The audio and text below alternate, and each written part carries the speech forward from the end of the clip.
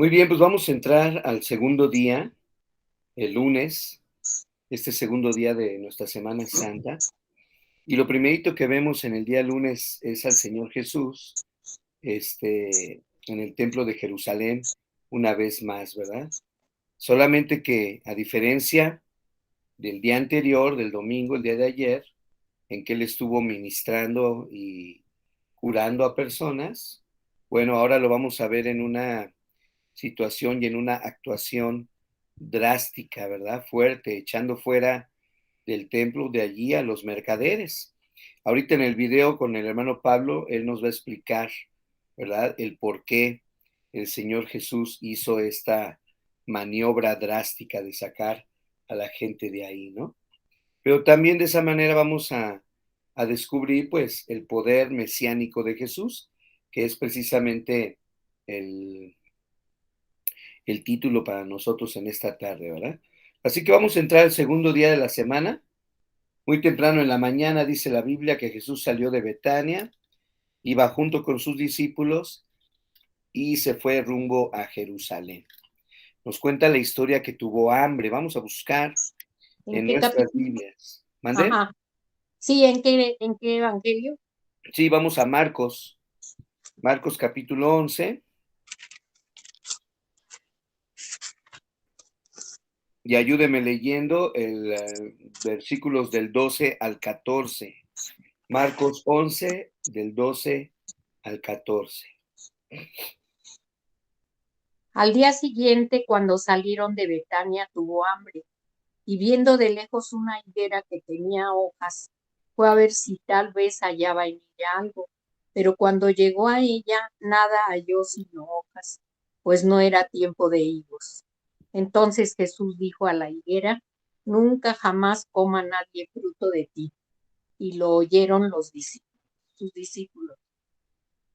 Muy bien. Y luego en el versículo 20 dice que a la mañana siguiente, ¿verdad? Al pasar junto a la higuera que él había maldecido, los discípulos notaron que se había marchitado desde la raíz. Y Pedro recordó lo que Jesús había dicho al árbol el día anterior, ¿verdad? Muy bien. Vamos a iniciar con el video, ¿sí? Y después continuamos con las lecturas.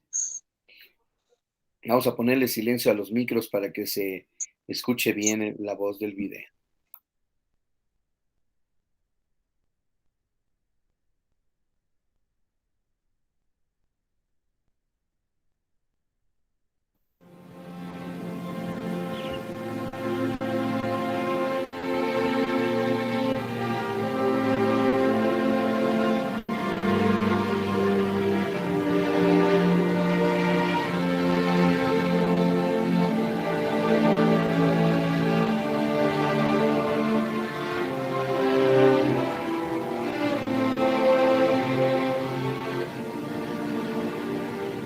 Ayer vimos que, a la luz de los acontecimientos ocurridos en el primer día de la Semana Santa, podemos considerar al llamado Domingo de Ramos como el día de la manifestación mesiánica de Jesús. Hoy lunes nos encontramos nuevamente con Jesús para vivir este día como el día de la manifestación de su poder mesiánico. Muy temprano en la mañana, Jesús, junto con sus discípulos, dejó la comodidad del hogar de sus amigos en Betania y regresó a la ciudad de Jerusalén. En el camino tuvo hambre, posiblemente porque salió muy temprano y no desayunó con los hermanos de Betania, Lázaro, María y Marta. La cuestión es que vio una higuera cerca del camino y se acercó a ella para recoger algún fruto, si bien no era la estación para ello, como tampoco para que tuviera tanto follaje. No obstante, el árbol lucía frondoso y sano, pero se sorprendió al ver que tenía hojas, pero no tenía un solo higo. Es probable que Jesús no esperaba encontrar higos en la higuera fuera de la estación. Sí es posible que aprovechó esta rareza natural para dejar una lección a sus discípulos en cuanto a la hipocresía religiosa. De esta manera transformó su denuncia en condenación. La cuestión es que al otro día la misma higuera apareció seca. En una de sus enseñanzas él había advertido qué es lo que pasa cuando un árbol no da fruto. Se lo corta y es echado en el fuego. Jesús y su compañía continuaron su camino hasta la ciudad. Llegaron a la media mañana, después de caminar cuesta abajo por el Monte de los Olivos y cruzar el arroyo de Cedrón, entrando a la ciudad por el este, y se dirigieron directamente al templo que estaba junto a la muralla. Entraron por la puerta y se encontraron en el patio o atrio de los gentiles. El día anterior, el domingo, Jesús había observado que en esta parte del templo se hacían muchas cosas, menos aquello para lo cual el templo existía, o sea, la oración. Este atrio era el único lugar en el que los gentiles podían orar a Dios en el ámbito del templo. Pero las autoridades religiosas judías comenzaron a usar este patio amplio con otros propósitos. Por un lado, se utilizaba este atrio como lugar para la venta de animales, para el sacrificio. Los sacerdotes consideraban a las ofrendas compradas en el mercado como imperfectas o impuras y forzaban a los adoradores a comprar los animales para el sacrificio que ellos mismos vendían como aprobados. Así se inició un comercio en el templo que resultaba en grandes ganancias para la casta sacerdotal. Un par de palomas era la ofrenda de los pobres y costaba monedas en el mercado, pero eran carísimas en el templo. Por otro lado, se utilizaba el atrio como lugar para el cambio de dinero para las ofrendas.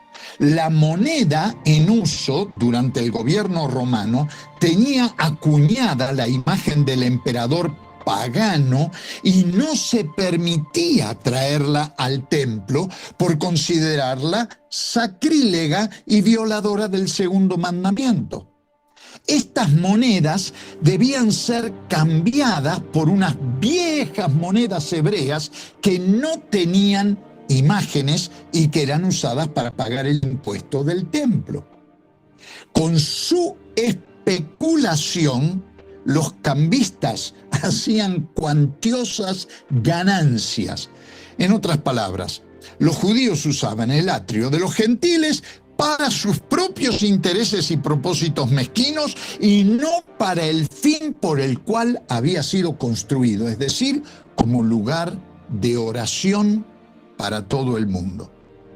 Además, se utilizaba el atrio como un lugar de entrada y salida rápido de la ciudad, es decir, una especie de atajo para los transeúntes.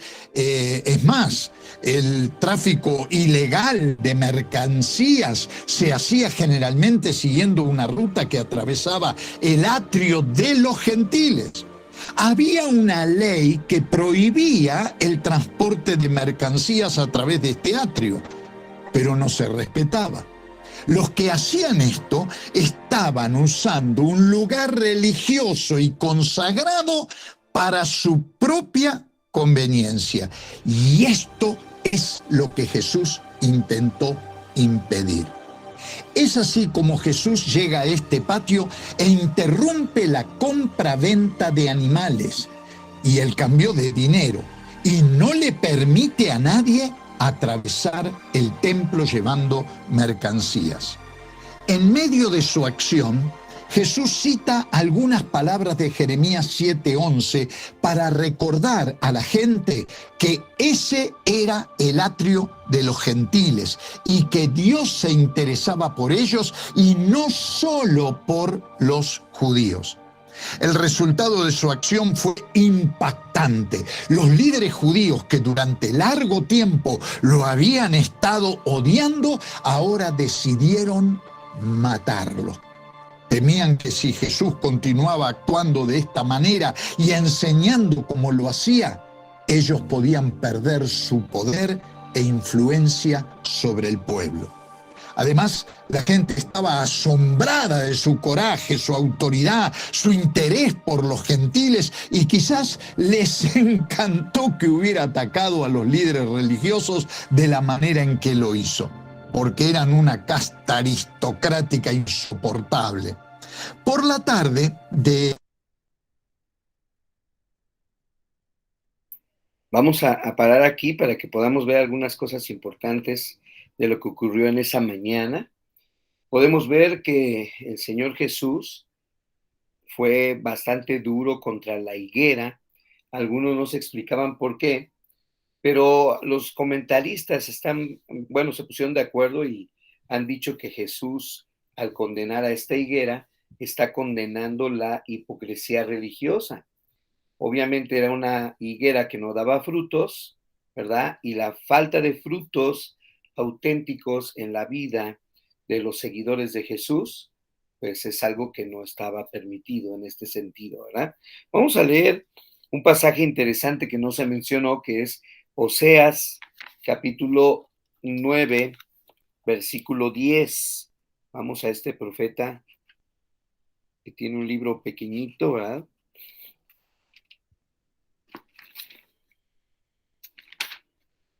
Oseas, ahí en el capítulo 9, en el versículo 10, dice el Señor: oh Israel, cuando te encontré por primera vez, fue como encontrar, fíjense, uvas frescas en el desierto. Cuando vi a tus antepasados, fue como ver, fíjense, los primeros higos maduros de la temporada. Entonces el profeta, o más bien Dios a través de los labios del profeta, se está expresando hacia Israel, el pueblo, o hacia Jerusalén también, tomando en cuenta esto. Dice ahí, como uva fresca en el desierto o como los primeros higos de la temporada. Ahora chequen lo que dice. Pero después me abandonaron por Baal Peor, que sabemos que era un dios pagano de ese lugar. Dice, y se entregaron a ese ídolo vergonzoso. En poco tiempo se volvieron viles, tan viles como el Dios al que rinden culto. ¿Sí? Entonces estamos viendo aquí en Oseas capítulo 9, versículo 10, cómo de alguna manera la higuera, ¿verdad? De acuerdo a esta profecía, era un símbolo de la prosperidad de Israel. La higuera la tomamos como un símbolo de la prosperidad de Israel. Así dice el Señor: oh Israel, cuando te encontré por primera vez, ¿no? Ahora, sabemos también que en relación a los frutos, Dios deseaba el fruto de justicia de cada uno de sus seguidores.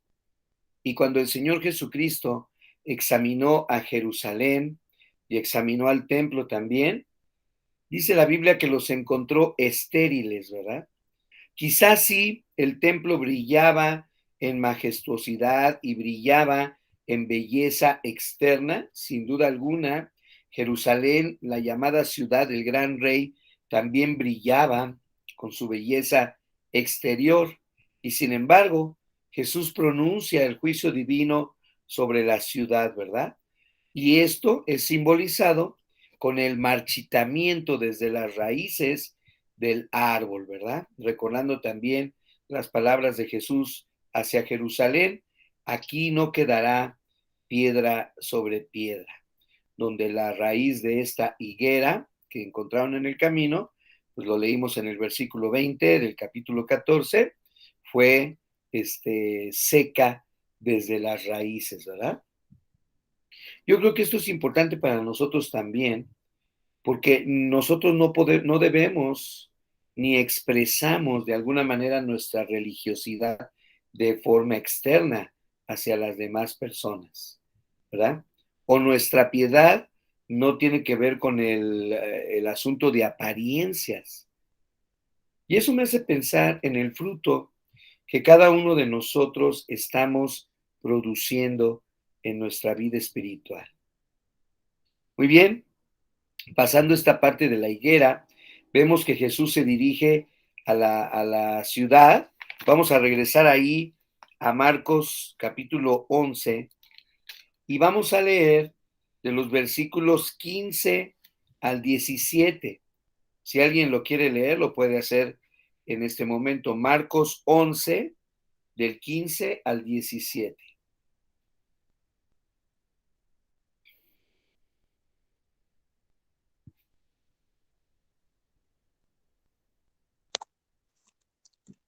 Vinieron pues a Jerusalén, y entrando Jesús en el templo, comenzó a echar fuera a los que vendían y compraban en el templo, y volcó las mesas de los cambistas y las sillas de los que vendían palomas, y no consentía que nadie atravesase el templo llevando utensilio alguno.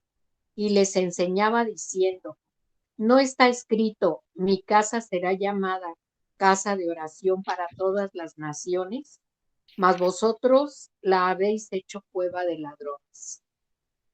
Muy bien, vemos cómo Jesús entra directamente al templo, ya en estos pasajes. Ellos y los demás con él entran por el atrio de los gentiles. Y ahí en el atrio vemos que el Señor Jesús observó lo que nos decía el hermano, ¿verdad? El comercio, que era un comercio de forma usurera en la venta de los animales que entre comillas eran aprobados por los sacerdotes para el sacrificio. Muchos de ellos tenían la encomienda, es decir, los peregrinos, la gente que venía a ofrecer sacrificios, tenían la encomienda de traer preparado todo para ofrecer esos sacrificios. Pero muchos venían de muy lejos y en lugar de venir cargando sus corderos o sus palomas o todo lo necesario, lo compraban en la ciudad de Jerusalén o en el mercado. Sin embargo, ya los dirigentes judíos de esa época, pues habían hecho esta especie de comercio dentro del templo, ¿verdad?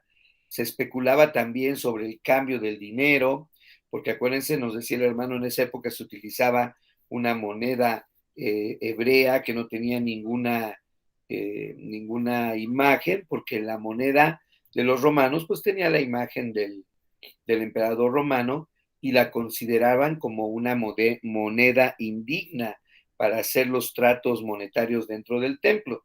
Y también vemos que el Señor Jesús no le gustó nada el tráfico de mercancías que se hacía allá adentro, ¿verdad? El movimiento y todo lo que sucedía. Vemos que echó de allá a los que compraban, echó de allá a los que vendían, volcó las mesas de los que cambiaban las monedas por las monedas correctas, ¿verdad? Y no permitió que nadie se atravesara en el templo llevando mercancías. Ahora, ahí citó el Señor Jesús una porción de Jeremías cuando dice que el templo tenía que ser considerado la casa de oración, fíjense, para todas las naciones. Y ellos la habían convertido, sin embargo, en una cueva de ladrones. Y Jesús utiliza las palabras mi casa será llamada casa de oración para todas las naciones. ¿Sí? Así que importante es voltear a ver, ¿verdad? En algunas Biblias se le llama a esta acción del Señor Jesús la purificación del templo, ¿verdad? Y habla de esa purificación porque hace pensar que la manera en que se estaban llevando las cosas en el templo era una manera en que en lugar de darle gloria, había una humillación de lo que era el templo. Entonces, para él, para el Señor Jesús, era muy importante. Acuérdense lo que dice el Salmo 69:9, ¿verdad? Que dice, el celo de tu casa o el celo por tu casa, dice la Nueva Traducción Viviente, me ha consumido, ¿verdad? Así que es importante que tomemos en cuenta esto. Y antes de continuar, ahí en Marcos capítulo 11, 18, vamos a ver las reacciones. Dice, cuando los principales sacerdotes y los maestros de la ley religiosa oyeron lo que Jesús había hecho, comenzaron a planificar cómo matarlo, pero tenían miedo de Jesús porque la gente estaba asombrada, de su enseñanza. Bien, y después dice, versículo 19, esa tarde Jesús y sus discípulos salieron de la ciudad. Vemos entonces aquí las reacciones de los líderes religiosos. Me llama la atención y yo creo que es importante que tomemos en cuenta esto, porque dice que tenían miedo. ¿Por qué? Porque no es que le tuvieran miedo al Señor Jesús, le tenían miedo al pueblo, porque el pueblo estaba totalmente volcado al Señor Jesucristo. El pueblo estaba admirado de la doctrina del Señor Jesús. Y también probablemente tenían miedo a perder esa influencia que ellos tenían, ese poder que ellos se habían ganado sobre la gente. Pues el Señor Jesús se empezó a volver una persona muy carismática para ellos, ¿verdad? Muy bien, déjenme apagar mi micrófono y vamos a continuar con la segunda parte del video. Este día lunes, estando todavía Jesús en el templo y rodeado de muchísima gente atenta a sus enseñanzas y milagros, se encontraba un grupo de judíos helenistas, es decir, de habla griega, que habían venido al templo a adorar en ocasión de la Pascua. Querían ver a Jesús y hablaron con Felipe, uno de sus discípulos. Felipe no sabía qué hacer con ellos, recurrió entonces a Andrés, quien salió al paso yendo a Jesús y mencionándole a estas personas interesadas en conocerlo personalmente.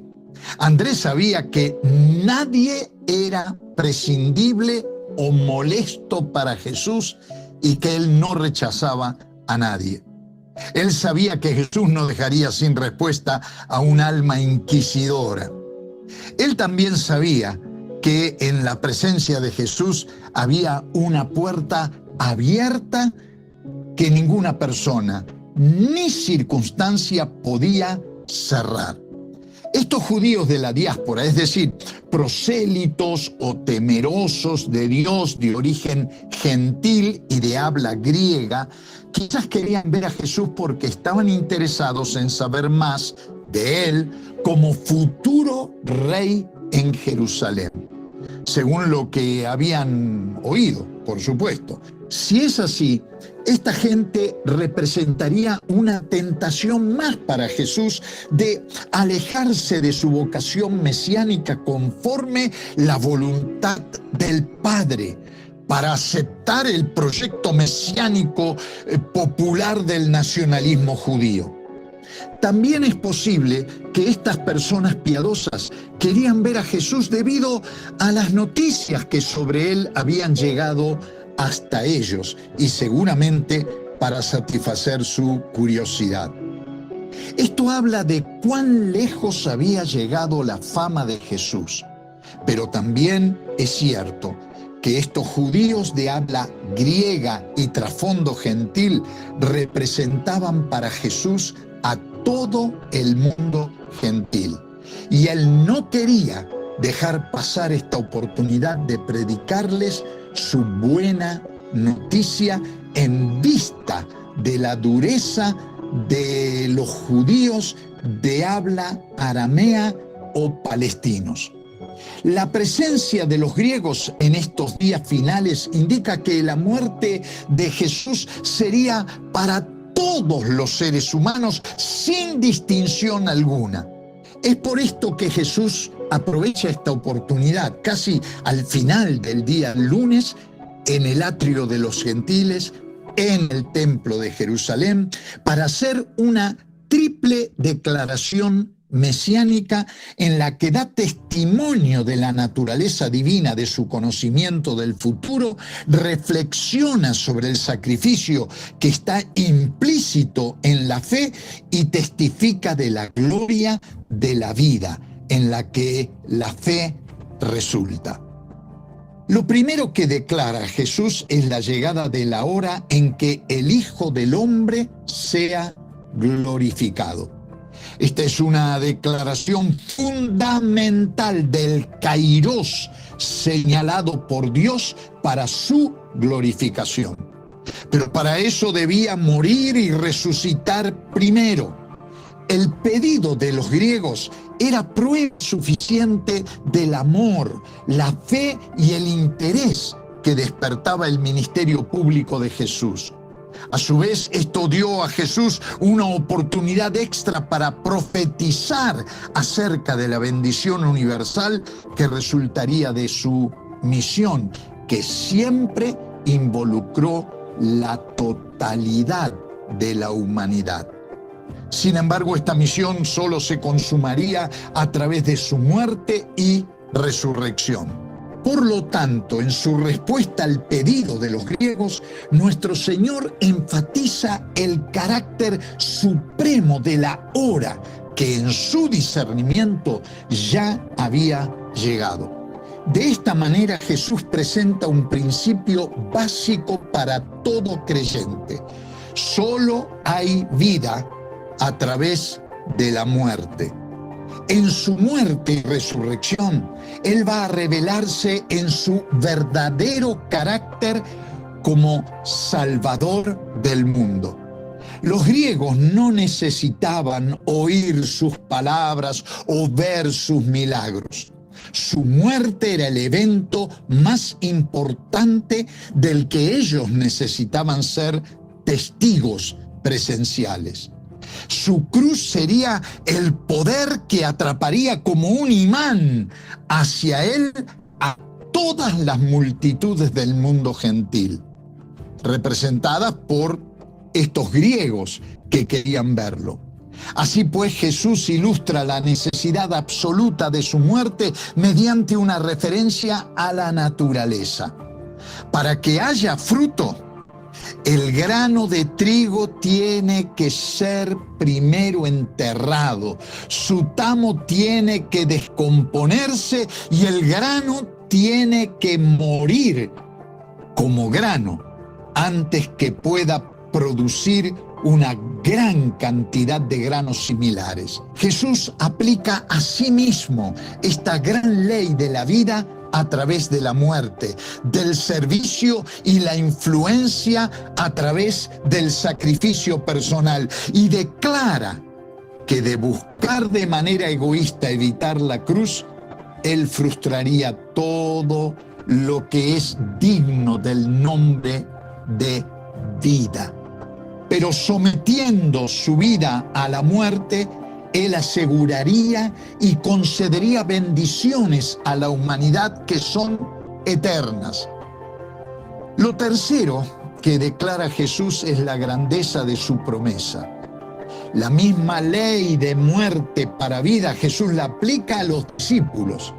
En contraste con el ideal griego de la autogratificación, sus siervos deben seguirlo en la senda de la abnegación, no meramente con miras a la realización personal y no antes que nada por amor a los demás, sino por amor a Cristo mismo. El resultado será una multiplicación de la vida, una ampliación de su influencia, una afirmación de la comunión con Cristo y la aprobación divina de su Padre. En definitiva, ser discípulo de Cristo y servirle trae como recompensa el honor que el Padre concede al Hijo. Jesús es Rey y las profecías lo señalan como Rey en la línea de David y Salomón. Pero a diferencia de Salomón y su entronización, donde también hay muerte en la entronización de Jesús, se trata de su propia muerte. Salomón reina y hace planes para matar y consolidar su poder, pero Jesús reina y hace planes para morir y consolidar la unidad. Dice él: yo, cuando sea levantado de la tierra, atraeré a todos a mí mismo. Así termina el día lunes de la Semana Santa. Al atardecer, Jesús deja el templo, mayormente por cuestiones de seguridad, y regresa a su alojamiento en Betania. Este ha sido un día largo y cargado de emociones. Las horas corrieron rápido mientras él enseñaba, hacía milagros y declaraba de manera abierta su mesianismo y el carácter del mismo. El día comenzó con Jesús encontrándose con una higuera sin fruto y terminó con Jesús dando fruto de salvación para muchos. Con las sombras de la noche terminaba un día y comenzaba otro, según la tradición judía. Cuando el sol volviera a asomar por el horizonte, amanecería un nuevo día de desafío para Jesús en esta Semana Santa, de tantas emociones juntas. ¿Y qué de nosotros? ¿Terminaremos este día secos como la higuera sin fruto, o llenos de vida y de frutos dignos para la gloria de nuestro Señor?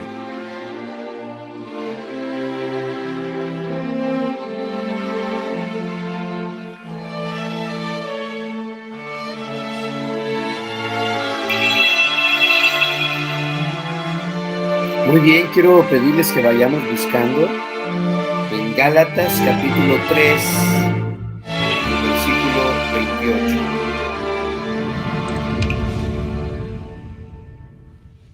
Gálatas capítulo 3, el versículo 28. Y notemos lo que nos dice acerca, pensando en la narración que estábamos llevando del capítulo 14, cuando se encuentran estos griegos en el templo. ¿Qué dice Gálatas 3:28?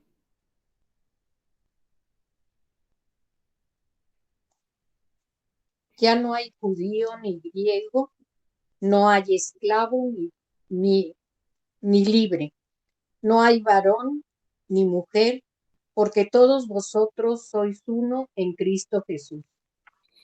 Muy bien, ya no hay distinción.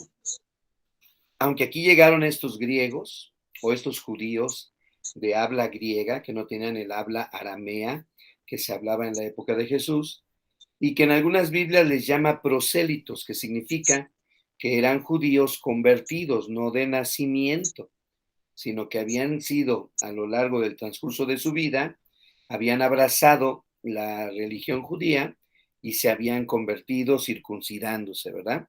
Pero podemos ver, para no hacer más énfasis sobre lo que ya hizo el hermano Pablo, que con este versículo no nos queda lugar a duda a nosotros, porque como bien leyó, ya no hay judío, ya no hay gentil, ya no hay esclavo, ya no hay libre, no hay hombre ni mujer, porque todos ustedes son uno en Cristo Jesús.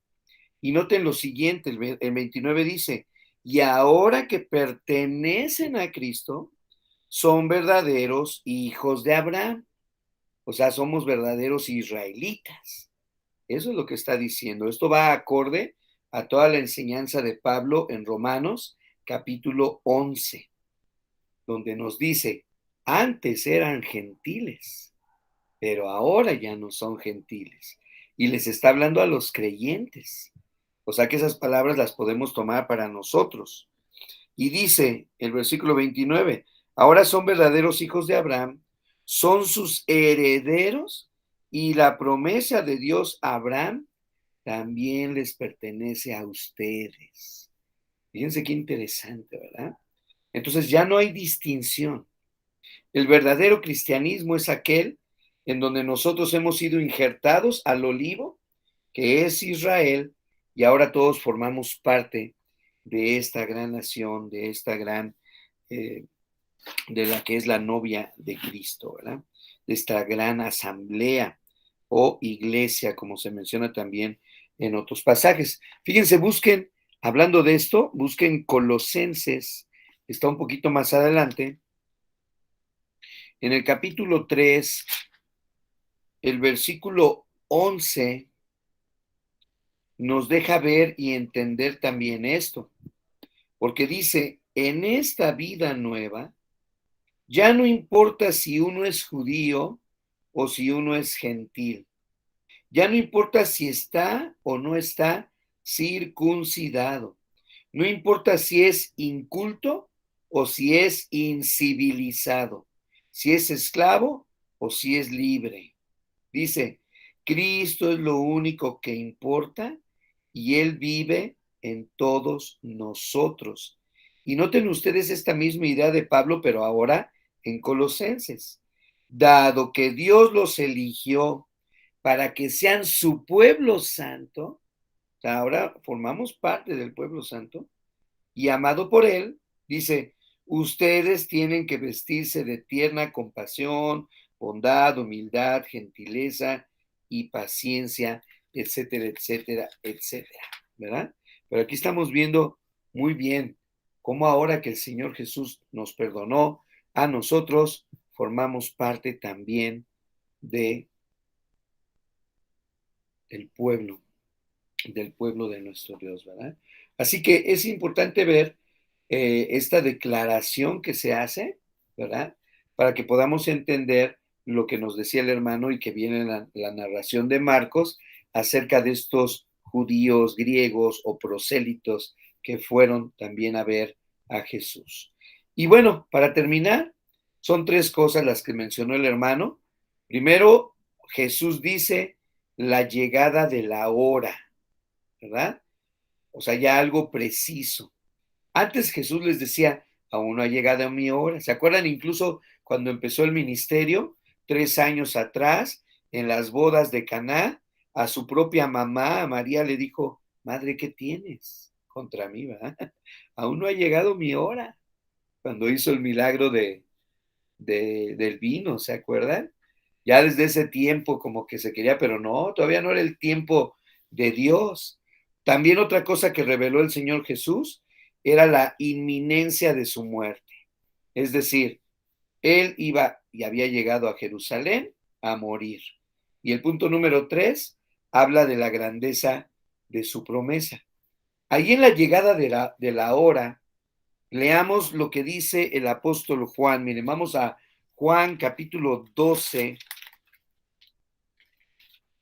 versículo 23. Juan capítulo 12, versículo 23, que también son pasajes paralelos de ese segundo día, ¿verdad? En el que el lunes, después de la entrada triunfal, donde ya vemos a Jesús que él directamente anuncia su muerte. ¿Qué dice Juan 12, 23? Jesús les respondió diciendo, ha llegado la hora para que el Hijo del Hombre sea glorificado. Ahí está. Ha llegado la hora. ¿Para qué?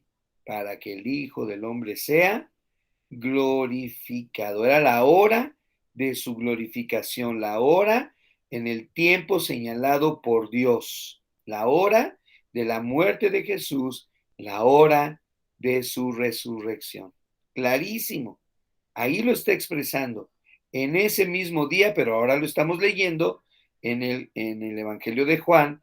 Ya nos salimos de Marcos y hemos pasado a Juan. Y ya que estamos ahí en Juan, ¿cómo dice ahora el versículo 24 y 25? Porque entonces, si está diciendo que ya llegó la hora de la muerte, ¿a qué se refiere Jesús? Porque nos habla de la inminencia de su muerte, pero también nos habla de que esa muerte va a traer un fruto. A ver, ¿quién quiere leer el 24 y el 25? De cierto os digo que si el grano de trigo no cae en la tierra y muere, queda solo, pero si muere, lleva mucho fruto. El que ama su vida, la perderá, y el que aborrece su vida en este mundo, para vida eterna la guardará. Muy bien, entonces fíjense en esos pasajes, ¿no? El Señor está tratando de explicar que Él debe de morir. O sea, es necesario que Cristo muera.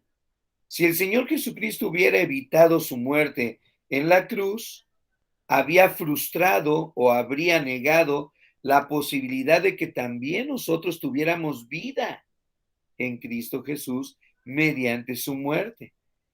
Entonces, la ley de la vida a través de la muerte, como el grano que está mencionando ahí, no nada más es aplicable a Jesús, porque luego dice, cualquiera que ame su vida, la perderá, pero cualquiera que aborrezca su vida en este mundo por mí, la hallará, ¿sí? Entonces nosotros también tenemos que aprender a morir para poder vivir como el Señor quiere que vivamos. Y ahí mismo en Lucas capítulo 12, suegra, léanos el versículo 32 y 33.